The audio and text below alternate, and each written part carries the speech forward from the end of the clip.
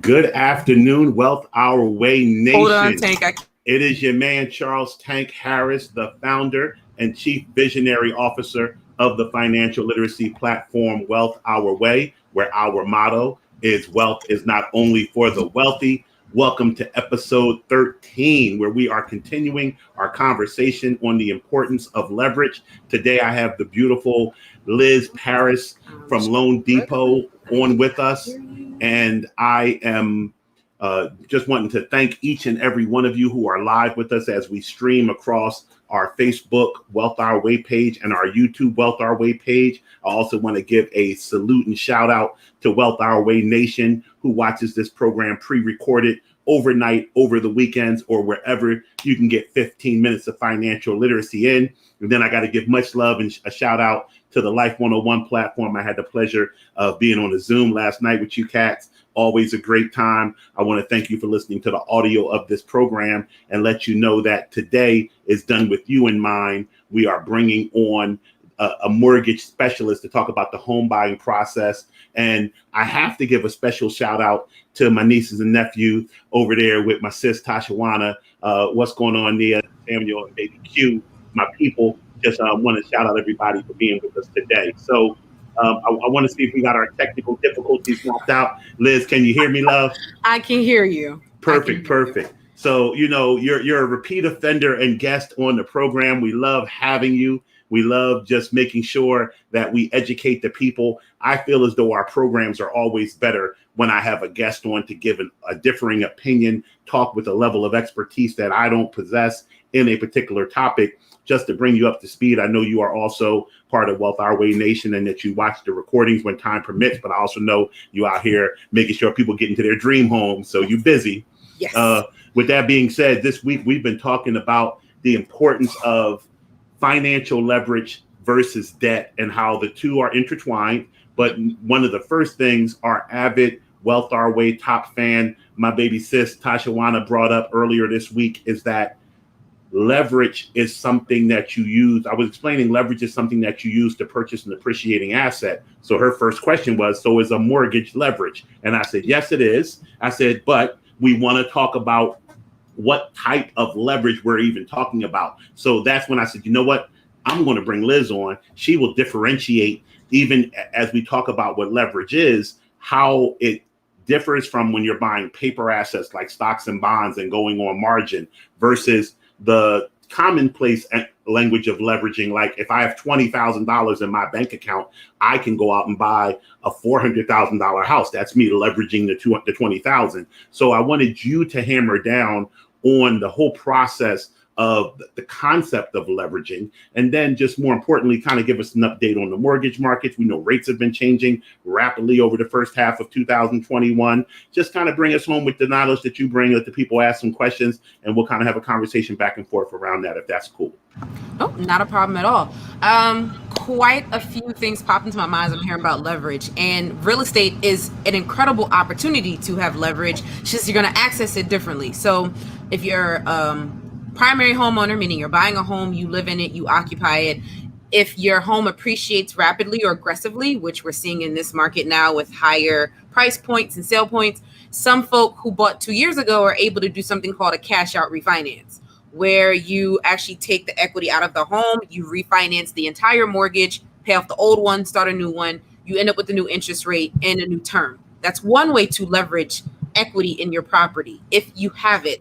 Another way is something called home equity lines of credit. You can get those through banks, credit unions. For the most part, home equity line of credit is kind of the same as doing a cash out refinance, except you're not getting rid of your primary mortgage. You're just adding a second mortgage onto the property, accessing that equity. There are quite a few different credit unions where they may do 95%, 85%, or some 100% on a primary residence. Do your research on that one because the rules have changed with the pandemic. And then there's investors. There are a lot of investors in over the last couple of years have made quite a bit of financial moves for the better. They leverage full properties, meaning they will buy something in cash, rehab it. Either they'll refinance it out of either a hard money loan or they just sell it. And then they take those earnings and leverage it towards the next deal. So those are kind of the three top ways to leverage equity, and real estate.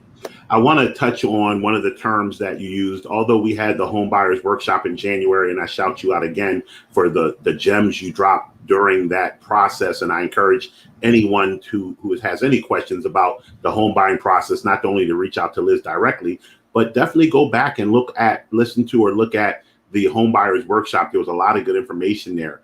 I want to always, whenever we talk, even though I know you and I have covered this, I've repeated certain things on the program, because we never know who's listening, whether they're new to the program or not. I like to give definitions on terms that may be obscure to some people. So if you could talk real quickly about what a hard money loan is, what a hard money lender is, what that process is for people who are in the investment space.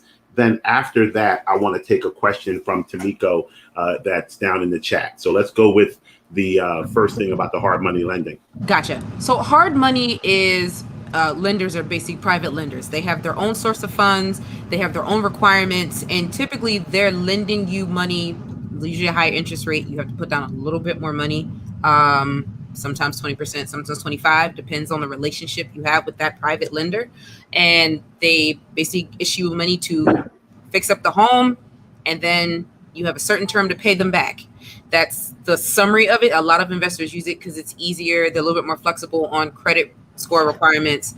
And you just can, again, refinance out of it later. I hope I'm answering that. But it's a private lender, essentially. Okay. Not a bank, not a correspondent lender. They're a private lender. They have their own warehouse or line of funding. One of my understandings about hard money lenders, and you can set me straight if I'm wrong or elaborate on it, is that the lending criteria is more often than not based upon the profitability of the project. Correct. As opposed to the credit worthiness of the borrower. Correct. So they're going to lend you money based on what's that after value, like once you do the work. So they're looking at, is that property going to be beneficial or profitable or not? And that's really how they build it. The better relationship you have with them, the better those terms get. Okay. So I appreciate that answer. I want to answer this question that comes from Tamiko. Is it wise to take money out of an existing property and refinance to purchase a new property? So I'll let you take the technical part of that, but I'll just kind of address it on more of a granular, more of a high level and say, it's always a trick question when someone asks, is it wise? So what may be wise for one person may not be wise for another person. If you have $1 million property and you want to take out $250,000 and go buy another property that's $200,000 and you want to keep the other 50 for renovations, and now you're going to have free flowing cash from this wholly owned property that you can use to settle the debt on the $250 you borrowed against the other property. That sounds wise, like a big dog to me. I do that all day. Yeah. You're in 25% loan to value on your first property. You got a wholly owned second free flowing cash second property. That's a great thing. Conversely, if you take out 80%, 85%, go buy 5 other houses, get over your head with the renovations, have tenants that don't pay, can't service the first loan, that's not wise. So that would be my financial planner answer. I would love for you to speak to it more from the actual I'm just going to give a round of applause because that is very concise and to the point. It's very specific to your financial situation. Over leverage, which is what you refer to when you over leverage, too many properties, too many funds going out the door and not enough stable building of equity can leave you stuck, particularly when you have a volatile market, which we've had for the last year. So to answer that question, to piggyback a little bit more in detail, if you know you're going to stay in your primary residence and there's equity there and that's going to be your forever home, as they say, then taking equity out of that to then buy something in cash is not a bad idea. That way, that property is free and clear. You're not over leveraged. And that means you can then pay off whatever you did on the first home and move forward. There are rules around that in regards to how much equity you can take out, depending on the property. Keep that in mind, but it's never over leverage yourself on a property that you could ultimately lose and that you don't have enough skin in the game on. And when I say skin in the game, if you can leverage your primary, pay that off when you get a moment, buy the next investment. But pay attention to what's your 5-year plan on that home. Okay. Is it to keep it or is it to move? If you're not going to be there more than 5 years, don't go leveraging things. There's another question also from Tamiko asking, what are the benefits of owner financed mortgages with balloon payments. I'm not even going to begin to touch that one. I'm going to leave that all to you. So that was a little more definitely out of my wheelhouse of comfort. The owner finance, I guess, when someone's holding paper on their own mortgage because they have a tenant, how's that work? So when you have owner financed mortgages, it kind of just gives whoever is the signee on that mortgage, meaning you have to pay it back, it kind of just gives you the flexibility to get yourself together financially. That's really what they're there for. Ultimately, though, that's it. That's a short-term solution so that you can make a different long-term decision once you get yourself financially together. That's the benefit. You have 2-3 years to get yourself together financially, to build credit so that you can actually get a mortgage with a lender to make those terms more agreeable. Then that's what you use it for. 2-3 years, max 2-3 years. Get yourself together financially, build your credit, build your finances, then refinance out of that bad boy.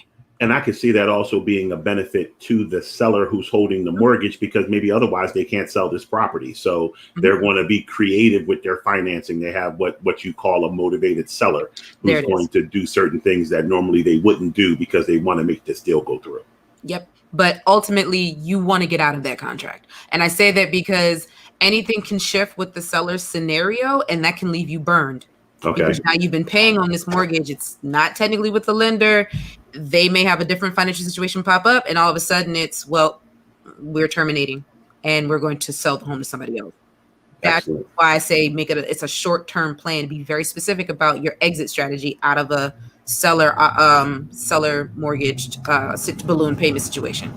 Perfect. So what I would like you to do, we got about 3 minutes and change left. Tell us about the current interest rate environment, what you're seeing out here. I know a lot of my clients, I have 2 clients who are holding on to cash, they're renting apartments, waiting for a better deal to buy a house. I have another client just told me they have a house. They want to sell it because they feel like they can get more than they've ever been able to get for it. But then they're thinking about renting because they don't want to buy at these high prices. What are your thoughts as far as the real estate market in general, and then how financing is working with it? So let me start with the finance part of it, because that's what I look at every day. Rates are still low. Okay. They're doing something called an inch up right now. They're inching and they're dropping, then they're inching and they're dropping. But rates are still fairly low for this market. So it's not a bad time to buy. The challenge is finding a home to purchase. So from a real estate standpoint, while the rates are great and they're still low and it's still a pretty good time to buy or refinance, from a real estate perspective, I do not anticipate the market getting more affordable. Okay. I do not. We have an administration that's doing everything they can to keep people from losing their homes because nobody wants to see a repeat of 2008. And then we still don't have a lot of inventory. So that means the market is going to continue to inch its way up. And if we're not expecting a swarm of foreclosures, then you cannot anticipate the market becoming affordable, because everything right now is leading to keep people from going into foreclosure, keep people from losing their homes. If all of that legislation is in place, then the market is not going to be flooded in a year or two with short sales or foreclosures, which means save your money, build your credit, and then get a good, solid realtor to help you navigate and negotiate this market. Would you think that the opportunities then that are going to present themselves for people will be in deals where they are finding homes that need renovation? Yes. I'm not a real estate guy. I tell people this all the time, but I visited a buddy of mine when I was in Georgia last week, and I can't help it because I'm a financial guy. I'm leaving his neighborhood, which was a gorgeous, mature, tree-lit neighborhood. I leave out, I'm riding down one of these main streets, and just as I'm driving, you see all these beautiful lawns. Then you look at one that's damn near waist high, and you look at the house behind it, and the windows show it's empty inside. I'm like, that's the house to buy, because the neighborhood's nice. Clearly, there's some distress with this property. You buy it, you do whatever renovations are necessary. Prayerfully, you can get in at 20-30% below market price. Your fix up costs you 10%, 15%, and you got instant equity in it. I'm thinking that's where people should be looking when they make their purchases now. I would absolutely say that's what I've been educating on recently, even for first-time home buyers. Renovation loans aren't necessarily the easiest process, but it's incredibly beneficial in a market that doesn't have a lot of inventory. So finding that diamond in the rough with the 6-foot-high lawn or the falling apart sidewall, I know it doesn't look great, but that may be your opportunity to buy a home and turn it into the dream that you want for the next 5, 10, 15 years. Turnkey is going to be expensive. So you gotta manage your expectations in a market that doesn't have a lot of inventory. Find those homes that need work. Well, if you have availability tomorrow, Liz, I'd love to have you back because we have hit up against 15 minutes. We're over it. Try to be cognizant of everybody's time. That's my fault with my ramble at the end. But I'll have you back tomorrow to continue the conversation on mortgages. And then we'll wrap up Friday with auto loans. I want to have someone in here talking about auto purchases. I've gotten a lot of requests to deal with that topic. So we're going to continue this conversation on leverage, debt, and credit. I thank you guys for tuning in. As always, I invite you back tomorrow. And as always, please remember, wealth is not only for the wealthy. Have a great day.